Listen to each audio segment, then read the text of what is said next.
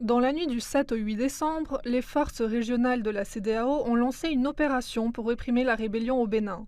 La Sierra Leone, la Côte d'Ivoire, le Ghana et le Nigeria, dont le président s'était préalablement entretenu avec Emmanuel Macron, se sont joints à cette opération de défense de la démocratie et de l'ordre constitutionnel au Bénin. Aujourd'hui, sur mon ordre, les forces armées nigérianes ont courageusement décidé de défendre et protéger l'ordre constitutionnel en République du Bénin à l'appel du gouvernement. À la suite d'actions menées par les forces armées, les autorités béninoises ont réussi à libérer les chefs d'état-major des forces terrestres et de la garde nationale qui avaient été capturés par les rebelles lors d'une tentative de coup d'État. Pour rappel, le dimanche 7 décembre dans la matinée, des tirs auraient été entendus dans la capitale économique Cotonou, près de la résidence du président Talon.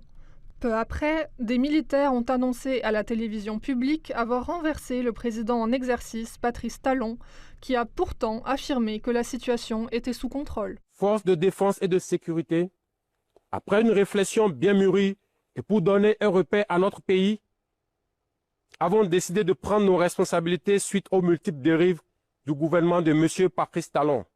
Il s'agit de, sur le plan sécuritaire, la dégradation continue de la situation sécuritaire au nord du Bénin.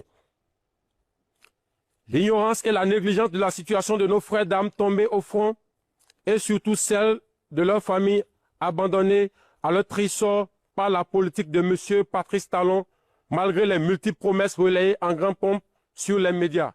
Un groupuscule de soldats, sous prétexte de revendications fallacieuses, a entrepris une mutinerie à l'effet de s'attaquer aux institutions de la République et de déstabiliser notre nation en remettant ainsi en cause l'ordre démocratique. J'ai donc, en coordination avec le commandement des forces de défense et de sécurité, engagé les actions nécessaires au maintien de la paix en vue de garantir la sécurité et la quiétude de tous sur toute l'étendue du territoire national. Nous avons fait front, repris les positions jusqu'à nettoyer les dernières poches de résistance des mutins. Je voudrais vous rassurer que la situation est totalement sous contrôle et vous inviter, par conséquent, à vaquer sereinement à vos occupations dès ce soir même. La sécurité et l'ordre public seront maintenus partout sur le territoire national pour garantir la liberté d'aller et de venir.